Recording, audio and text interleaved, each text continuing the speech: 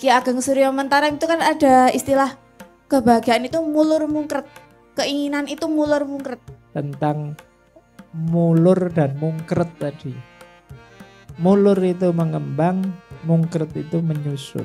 Ini tuh mengingatkan saya pada sebuah konsep terminologi Jawa tentang kisahnya Syekh Siti Jenar Manunggaling Kawula Gusti. Ya contoh sederhananya sunatullah dan qadarullah itu misalnya kalau teman-teman nanti pulang terus berkaca misalnya ngocok, waduh ya Allah wajahku kok kayak gini ya apa aku laku ya misalnya. Nah, pikiranmu seperti itu namanya sunatullah. Yo wajarnya sih ndak kalau begitu kan ngono. Tapi terus tapi kalau Allah menghendaki apa sih ya ndak mungkin meskipun saya kayak gini-gini aja sok ngerti nanti dapat artis misalnya. Itu qadarullah namanya. Tapi kan saya bilang tadi hidup ini ya memedomani sunatullah. Kalau qadarullah kita berdoa saja semoga Allah menolongmu.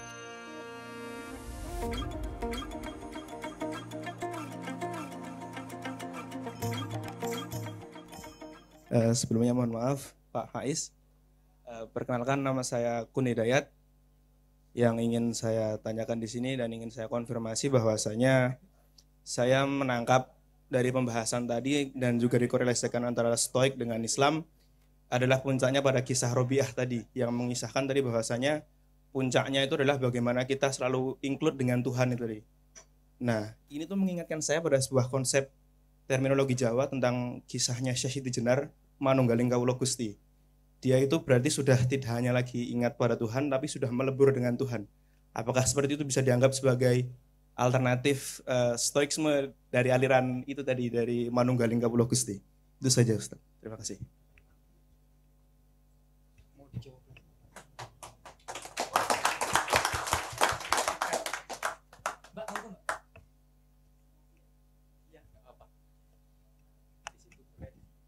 Terima kasih waktunya. Assalamualaikum warahmatullahi wabarakatuh. Pak Faiz, saya ingin menanyakan, kalau di Jawa itu kan ada Ki Ageng Suryo Mentaram. Nah, ini perbedaannya pandangannya tentang stoikisme, memandang kebahagiaan itu sebenarnya yang kayak gimana? Kalau Ki Ageng Suryo Mentaram itu kan ada istilah kebahagiaan itu mulur mungkret, keinginan itu mulur mungkret. Kalau kita udah mencapai keinginan dan kita udah mencapai, itu nanti bakal ada keinginan-keinginan yang lagi. Nah, kalau di stoikisme ini, menurut Pak Faiz bagaimana memandang kebahagiaan itu? Apa kita itu nggak boleh punya keinginan? Sedangkan kalau keinginan itu kan sebagai bahan bakar untuk hidup yang akan lagi dan lagi. Atau bagaimana? Matur suwun. Assalamualaikum warahmatullahi wabarakatuh.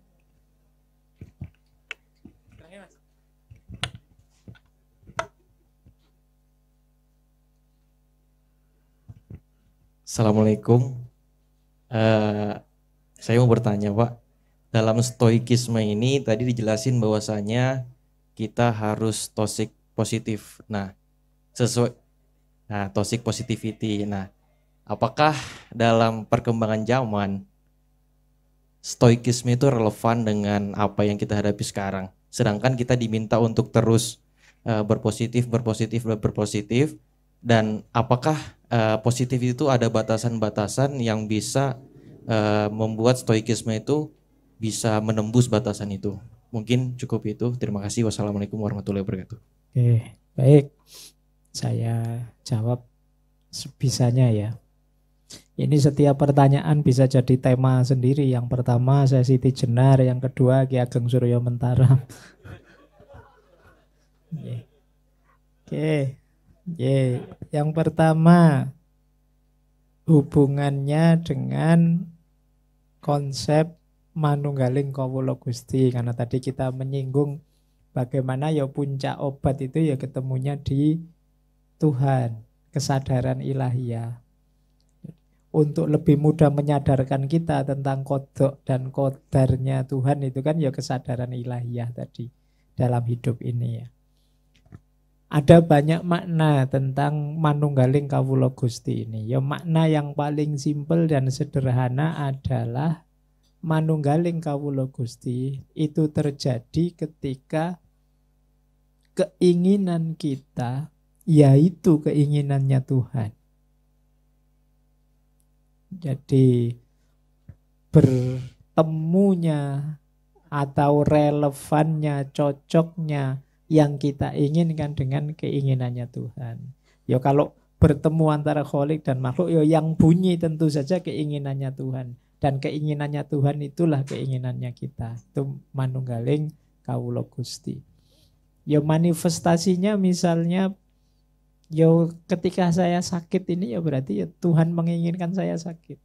Tidak hanya kesehatan yang itu anugerah Tuhan, sakit pun itu ya anugerahnya Tuhan padaku. Jadi sama sekali tidak ada penyangkalan atau perlawanan terhadap ketetapannya Tuhan. Itu berarti kondisi jiwa yang sudah manunggal. Dengan keyakinan sepenuhnya bahwa yang dianugerahkan Tuhan itu pasti yang terbaik. Meskipun mungkin kita masih belum menangkapnya. Ya, jadi sisi dalam pemaknaan manunggaling kawula Gusti yang sederhana seperti ini mungkin bisa kita pakai untuk menyambungkan dengan konsep tadi, stoikisme tadi. Bagaimana hidup ini ada divine reason-nya. Ada kodok dari Tuhan yang itu kita terima. Sekaligus kita yakin ada qadar Tuhan juga.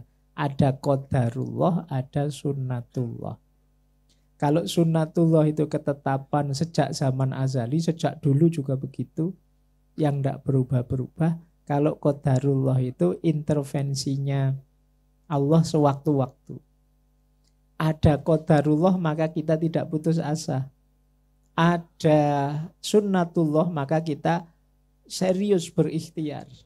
Jadi saya akan kerja keras karena insya Allah nanti saya sukses berhasil memperoleh yang saya inginkan. Karena sunnatullahnya begitu. Tapi kok ya saya ini banyak keterbatasan, banyak kekurangan. Tapi tidak apa-apalah. Kalau Allah menghendaki apa sih yang tidak mungkin. Jadi ini dua-duanya saling membatasi, saling memudahkan dalam hidup kita. Agar kita tidak sombong, agar kita juga tidak putus asa. Jadi ini rumusnya kalau disambungkan dengan agama. Ya contoh sederhananya sunnatullah dan qadarullah itu misalnya kalau teman-teman nanti pulang terus berkaca misalnya ngoco. Waduh ya Allah wajahku kok kayak gini ya apa aku laku ya misalnya. Nah, pikiranmu seperti itu namanya sunnatullah. Yo wajarnya sih ndak kalau begitu kan ngono. Tapi terus tapi kalau Allah menghendaki apa sih ya ndak mungkin meskipun saya kayak gini-gini aja sopo ngerti nanti dapat artis misalnya.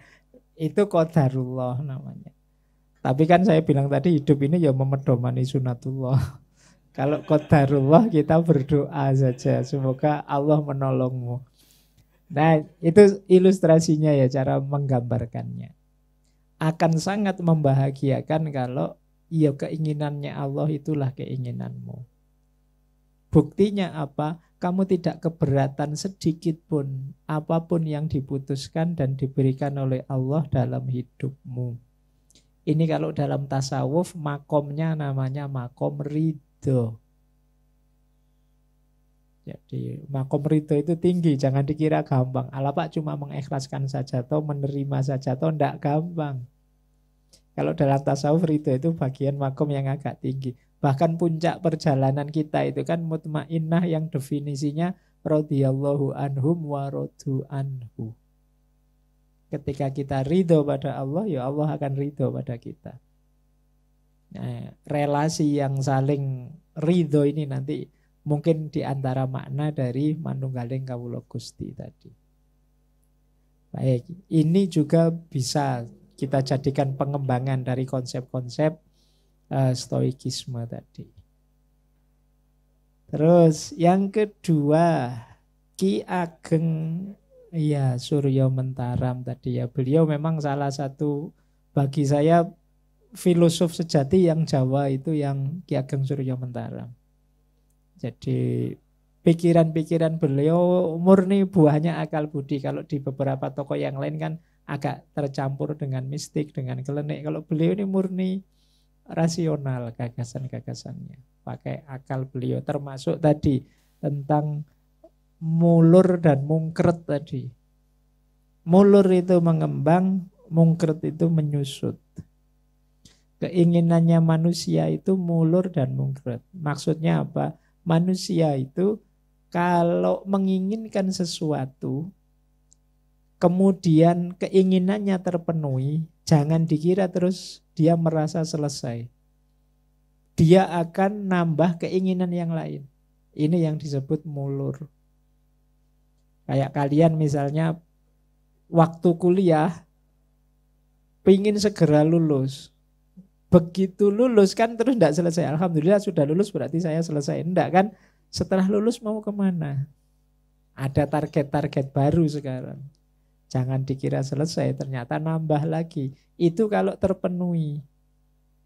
Kalau tidak terpenuhi biasanya mungkret. Mungkret itu menyusut. Targetnya sih cepat lulus. Tapi kok ini sampai semester 14 setengah tidak lulus-lulus. Iya. Setengah itu bonus dari kampusnya. Karena kampusnya juga putus asa lihat kamu. Nah, jadi akhirnya apa? Mungkret itu, alah Pak, yang penting lulus, ndak apa-apa, ndak harus cepat lulus, ndak harus tercepat juga ndak apa-apa. Nilainya apapun yang penting lulus lah. Itu namanya mungkret. Mungkin lulus saja akhirnya juga ndak terpenuhi, ya tambah mungkret lagi. Ndak apa-apa lah, kayak insya Allah ada hikmahnya kok saya ndak lulus ini. Itu manusia. Jadi kalau terpenuhi mulur, kalau ndak terpenuhi mungkret. Dan ini siklus yang tidak ada akhirnya. Jadi gagasan mulur mungkret ini bagian dari filsafat kebahagiaannya Ki Ageng. Tapi untuk menuju ke sana, mengatasi situasi mulur mungkret itu ada rumusnya. Rumusnya apa? Kalau di Ki Ageng namanya mawas diri. Mawas diri itu ya kita harus bisa membaca diri kita. Jangan sampai, kalau istilahnya orang stoik itu ada jargon yang terkenal sekali, kita harus bisa membedakan mana yang bisa kita kontrol dan mana yang tidak bisa kita kontrol. Jangan menginginkan sesuatu yang di luar kontrol kita, tidak bisa kita kontrol. Nanti kita akan sering jatuh kecewa. Jadi misalnya teman-teman, saya ingin Pak pemilu tahun ini presidennya saya misalnya. Sah sih kamu ingin begitu, tapi kamu ndak moco dirimu, wong kamu lulus ndak lulus cita-cita jadi presiden. Ya 10 tahun lagi mungkin bisa, tapi kalau tahun depan ya ndak mungkin lah kamu. Kalau kamu nekat menginginkan itu, kamu menginginkan yang di luar kuasamu. Dan itu jatuhnya pasti kecewa.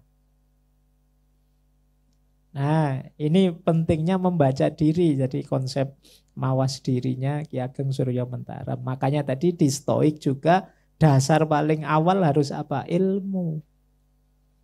Jadi kita harus membaca diri kita. Saya itu siapa, bisa apa, kelemahannya apa. Seandainya berkeinginan, bercita-cita, itu kira-kira yang pas, yang relevan, yang sesuai apa. Nah ini berhubungan dengan kemampuan kita membaca diri. Makanya sering saya bilang yo kebahagiaan kita itu tergantung kemampuan kita untuk tahu diri dan tahu batas. Ketika kita lupa dua aspek ini, sulit sekali kita untuk bahagia. Jadi kadang-kadang ada orang tidak sadar dirinya, tidak tahu ciri dirinya, sehingga dalam hidupnya sering jatuh kecewa, sering putus asa, sering tidak nyambung dengan circle-nya, karena dia tidak paham konstitusi dirinya. Misalnya teman-teman tidak sadar bahwa ternyata saya itu baperan ya. Kalau kita tidak bisa mengidentifikasi ini kan kadang-kadang kita lupa terus bergaul intens saja. Padahal temannya kalau ngomong nyelekit, nyinyir ya akhirnya tiap hari sakit hati. Kalau merasa baperan ya mungkin nyari teman yang tidak terlalu cerewet, tidak terlalu nyinyir, tidak terlalu nyelekit. Itu kemampuan mengelola diri kita. Berawal dari pemahaman diri. Jadi itu kalau disambungkan dengan stoik tadi. Kalau di stoik ya rumusnya pilihlah yang bisa kita kontrol saja. Jangan milih yang di luar kontrol kita. Jadi apalagi yang sama sekali tidak mungkin. Makanya ada doa yang terkenal sekali, luar biasa. Yang doa itu isinya, ya Allah berikan aku kekuatan untuk mengubah apa yang harus diubah dan bisa diubah. Dan berikan aku kesabaran untuk menerima apa yang tidak bisa diubah. Dan berikan aku kebijaksanaan untuk bisa membedakan keduanya. Jadi untuk bisa membedakan, oh ini bisa diubah, yang ini nggak bisa diubah. Itu namanya kebijaksanaan. Ya kebijaksanaan itu kan targetnya filsafat itu kan ada di kebijaksanaan tadi. Ya, jadi itu menurut saya kuncinya di situ. Kalau kita menginginkan yang di luar kuasa kita, ya Allah semoga besok saya gantengnya mirip artis-artis Korea, itu mending gak usah ingin seperti itulah daripada itu di luar kuasa. Iya, operasi plastik pun mungkin ya ndak ngatasi. Jadi kasihan dok dia lah. Kamu kan juga harus kasihan sama dokternya. Jadi biasa-biasa saja yang dalam jangkauan saja, ndak usah terlalu bablas. Baik, itu untuk pertanyaan kedua ya, yang tentang Ki Ageng Suryo Mentara. Baik, terus yang ketiga ya, tentang tadi ya, toxic positivity. Jadi kalau toxic positivity, kenapa sih tadi dikritik toxic positivity itu? Toxic positivity itu rasanya kayak orang lari dari kenyataan. Nggak mau ngakui fakta dirinya misalnya, wong jelas-jelas diputus kok, ndak nanti kalau Allah menghendaki mesti nanti kapan-kapan nyambung lagi, padahal dia sudah kawin sama orang lain.